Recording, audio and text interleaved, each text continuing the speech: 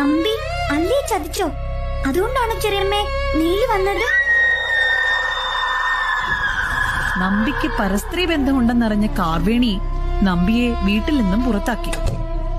അല്ലിക്ക് അതൊരുപാട് മനോവിഷമം ഉണ്ടാക്കിയിട്ടുണ്ടെന്ന് കാർവേണി മനസ്സിലാക്കിയെങ്കിലും തന്റെ മകളോടൊപ്പം ഇനിയും അവൻ ഈ വീട്ടിൽ കഴിഞ്ഞാൽ വന്നേക്കാവുന്ന ഭവിഷ്യത്തിനെ കുറിച്ച് ഓർത്തപ്പോ അവൾ ആ കണ്ണീരിന് നേരെ ബോധപൂർവം മുഖം തിരിച്ചു. എന്തും കവർന്നെടുക്കാനുള്ള കുതന്ത്രം നിറഞ്ഞ നമ്പിയുടെ മനസ്സിന് പക്ഷേ നേർക്ക് നേരെ നിന്ന് പോരടിക്കാനുള്ള ധൈര്യം മാത്രമില്ലായിരുന്നു. അതുകൊണ്ട് തന്നെ കാർവേണിയോട് മറഞ്ഞിരുന്ന് പ്രതികാരം ചെയ്യാനായിരുന്നു അവന്റെ പദ്ധതി. എന്നാൽ ഇതേ സമയം തന്നിൽ നിന്നും അകന്ന നമ്പിയെ തിരികെ ലഭിക്കണമെന്ന് അപേക്ഷിച്ചുകൊണ്ട് സാക്ഷാൽ മഹാദേവന് മുന്നിൽ അല്ലി കണ്ണുനീരാൽ പുഷ്പാഞ്ജലി അർപ്പിച്ച് പ്രാർത്ഥിക്കുകയായിരുന്നു. ശേഷം അവനെ തിരഞ്ഞുകൊണ്ട് അവൾ ആ വീട് ഉപേക്ഷിച്ച് യാത്രയായി.